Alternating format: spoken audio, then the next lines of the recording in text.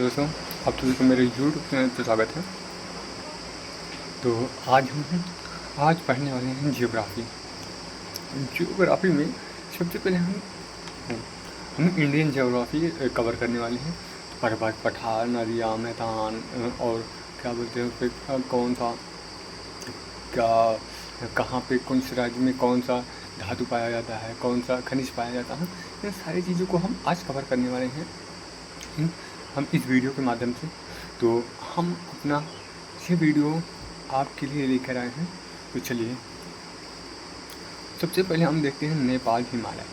अगर हम नेपाल हिमालय की विस्तार देखें तो ये महाकाली नदी से लेकर तीस्ता नदी के मध्य में कम से कम कितना लगभग 820 किलोमीटर के लंबाई में विस्तृत है। हिमालय का सबसे बड़ा भौगोलिक प्रदेश, जहां बृहद हिमालय पर नेपाल एवं तिब्बत सीमा में विस्तृत विश्व की कुछ सबसे ऊंची पर्वत चोटियां हैं। जैसे समझो, पहले यहाँ पर कहना क्या चाहता है, जो नेपाल हिमालय है वो महाकाली नदी से लेकर तीस्ता नदी के मध्य में है। कितने 820 किलोमीटर के तक इसकी लंबाई है। तो हिमालय का सबसे बड़ा भौगोलिक प्रदेश जो हिमालय है ना, हिमालय यहाँ पर इसका जो सबसे बड़ा भौगोलिक प्रदेश है ना, वो बृहद हिमालय पर नेपाल हिमालय। वहाँ पर जो इस हिमालय का जो सबसे बड़ा भौगोलिक क्षेत्र उस पर एक बृहद हिमालय है। बृहद हिमालय पर हिमालय पर नेपाल एवं तिब्बत सीमा में विश्व की कुछ सबसे ऊंची पर्वत चोटियाँ हैं। नेपाल, हिमालय, तिब्बत सीमा पर इन सब में ना विश्व की कुछ सबसे ऊंची पर्वत चोटियाँ हैं। जैसे अगर हम बात करें कौन कौन सी, जैसे एवरेस्ट, कंचनजंगा, हम माउंट एवरेस्ट पर्वत श्रृंखला को जानते हैं, कंचनजंगा, मकालू, लोहास और अन्नपूर्णा, गौरी शंकर जैसी ये ऊंची पर्वत चोटियाँ या ऊंची पर्वत श्रेणियाँ हैं।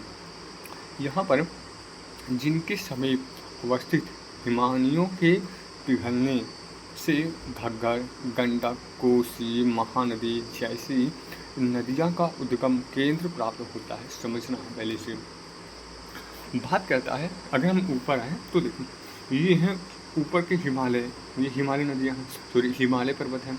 हिमालय पर्वत के ये इस पर बहुत सारी पर्वत श्रेणियाँ हैं। जैसे अभी मैं बता के या माउंट एवरेस्ट, कंचनजंगा, मकालू, लोहास, अन्नपूर्णा, गौरी शंकर आदि इन सब जैसी चोटियाँ हैं। इन सब चोटियों से, इन सब पर्वत चोटियों पर ऊपर बर्फ से ढका है। ये सब बर्फ से ढका है।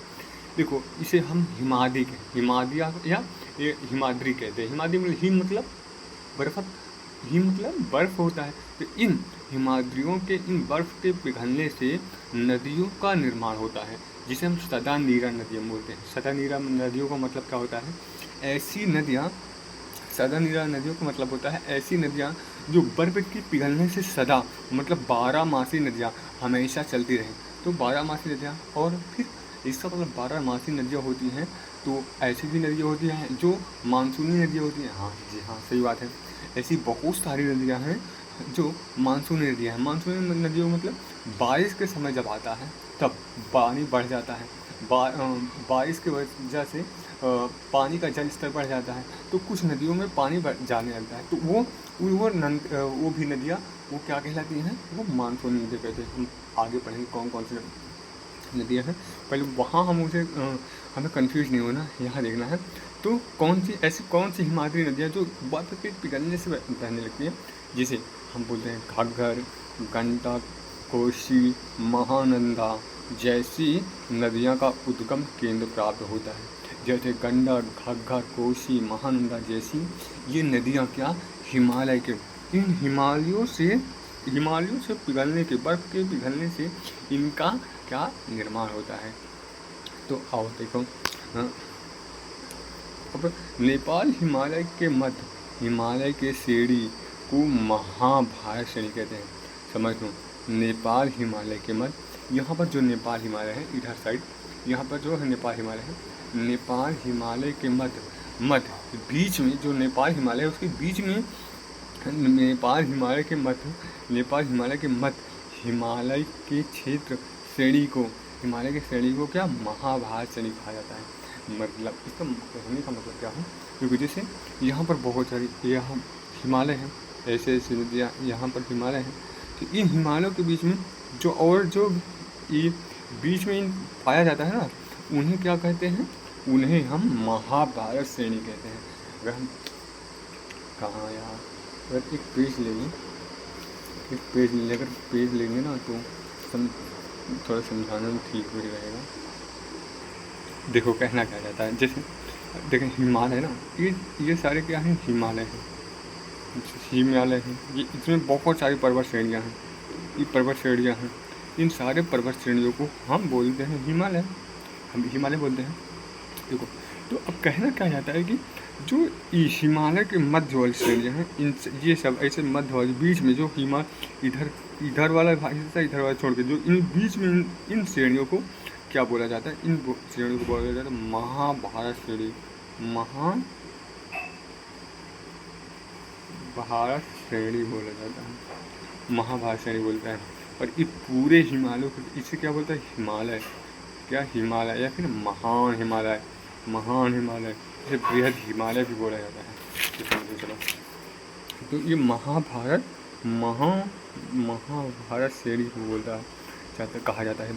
महाभारत एवं बृहद हिमालय के मध्य हिमालय प्रदेश की सबसे बड़ी अंतरा पर्वत काठमांडू घाटी अवस्थित है। देखो महाभारत एवं हिमालय के मध्य, हिमालय जो जहाँ अभी बताया था, ये जो महाभारत है ये और इन सब के बीच मध्य में ये क्या है, क्या काठमांडू पर्वत का क्या अंतरा में पर्वत कहाँ गया, ये तो यह अंतरा पर्वत काठमांडू घाटी अवस्थित है।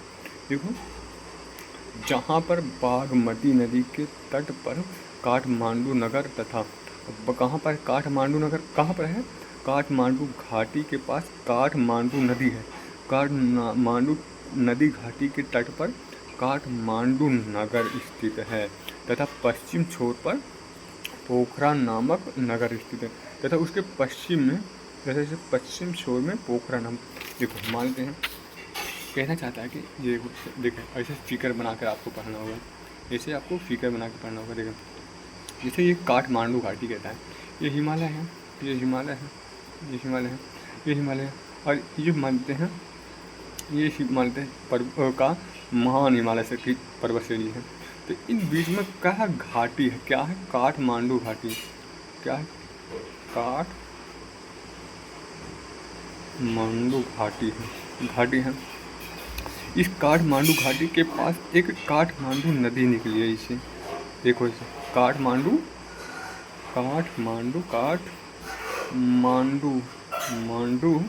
नदी निकली है। इस नदी के तट पर काठमांडू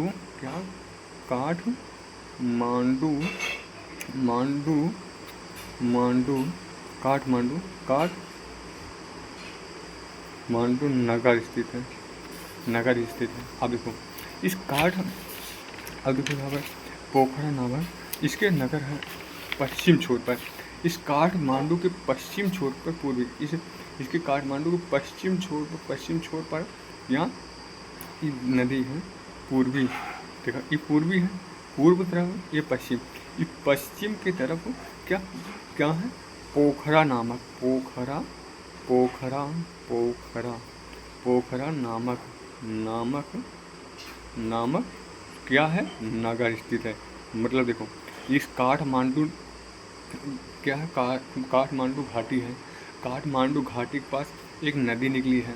इस पूर्व की तरफ काठमांडू नगर है, इस पश्चिम की तरफ क्या पोखरा नामक नगर है। तो बात यहाँ पर समझ में आई, क्या मेरी बातें आपको समझा पाया कि नहीं, क्या मैं इतनी बातें आपको समझा पाया हूँ, तो आप कमेंट में हाँ लिखिएगा। और ये वीडियो कैसी लग रही है आपको ज़रूर बताइएगा।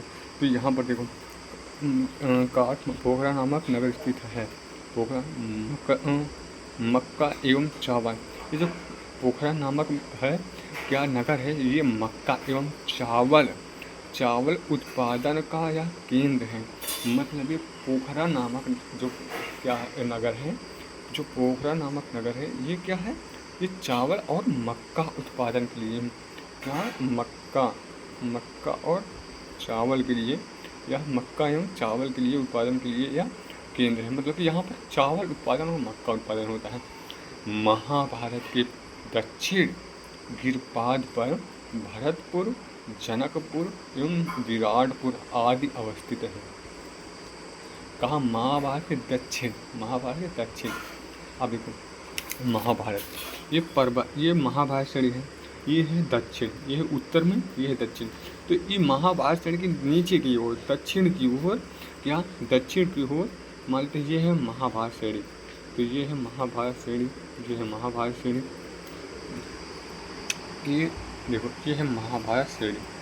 अब ये महाभारत श्रेणी के देखो, ये है उत्तर की ओर, ये है दक्षिण की ओर। तो दक्षिण की ओर क्या क्या है, क्या, गिरपाद पर या दक्षिण की ओर भरतपुर, जनकपुर एवं विराटपुर। यहाँ पर दक्षिण ओर कौन कौन सा नगर, क्या, भरतपुर नगर, भरतपुर क्या, जनकपुर और विराट नगर अवस्थित हैं। ये सारे पूछे जाते हैं, ये सब पूछे जाते हैं, ये सारे पूछे जाते हैं दोस्त, ऐसे ही नहीं मैं लिखा हूँ। कहाँ, भरतपुर गिरपाद पर भरतपुर, जनकपुर और विराटपुर अवस्थित है। गिरपाद पर भरतपुर, जनकपुर और विराटपुर आदि अवस्थित हैं। आगे बढ़ो। तो यहाँ नेपाल एवं सिक्किम सीमा पर अवस्थित कंचनजंगा भारतीय हिमालय की सर्वोच्च ऊंची चोटी है। नेपाल एवं सिक्किम सीमा पर अवस्थित, नेपाल एवं सिक्किम सीमा पर अवस्थित कौन सा, कंचनजंगा भारतीय हिमालय की सर्वोच्च ऊंची पर्वत चोटी है। देखा कहाँ पर पर्वत चोटी, कहाँ, सिक्का, क्या बोलते हैं, कंचनजंगा। तो भारत की हिमालय के सबसे सर्वोच्च ऊंची चोटी कौन सी है, कंचनजंगा। स्थित है कहाँ, नेपाल और सिक्किम और नेपाल के मध्य। अब देखो ये हमारी आज के लिए हम यहीं पर समाप्त करते हैं ये वीडियो। आपको ये वीडियो कैसी लगी कमेंट में ज़रूर बताइएगा। अब इसके बाद आते हैं, क्या बोलते हैं, आप देख सकते हैं ये जो है फिगर था, ये था पूर्वी राज्य हैं ये सब, ये सिक्किम है और ये इधर यहाँ पर ये असम है, त्रिपुरा, मिजोरम, ये सब सारे पूर्वी राज्य हैं। तो अब हम कल कवर करने वाले हैं असम हिमालय को भी हम अच्छे से कवर करेंगे। तो आज के लिए बस इतना ही। वीडियो को लाइक करिए और चैनल को सब्सक्राइब करिए, हो सके तो मेरा सपोर्ट करिए। आप मेरा सपोर्ट करिए थोड़ा सा। मैं एक वीडियो बोर्ड लेकर आता हूँ, तो उसमें बोर्ड में अच्छे से पढ़ाऊँगा कि क्या है कैसे है। अभी तक थोड़ा सा यार मेरे पास इतने पैसे नहीं है कि मैं थोड़ा सा ये सब परचेज़ कर सकूँ बोर्ड, या फिर अगर आप मेरी हेल्प कर सकते हैं ना, तो मेरे पास टैलेंट इतना है कि आपको अच्छे से पढ़ा सकता हूँ। लेकिन सच में बताऊँ, मेरे पास उतनी पॉकेट मनी नहीं है कि मैं बोर्ड ला सकूँ। ये सब मैं यकीन मानो, ये पेन के पैसे भी ना अपने पापा से मांगने पड़ते हैं। पेन के पैसे भी ना मुझे अपने पापा से मांगने पड़ते हैं, यार सही बता रहा हूँ। तो इससे थोड़ा प्रॉब्लम होती है यार। अभी जान खुद ही सोच सकते हो कि इस उम्र में अभी मेरा ग्रेजुएशन भी कंप्लीट हो चुका है।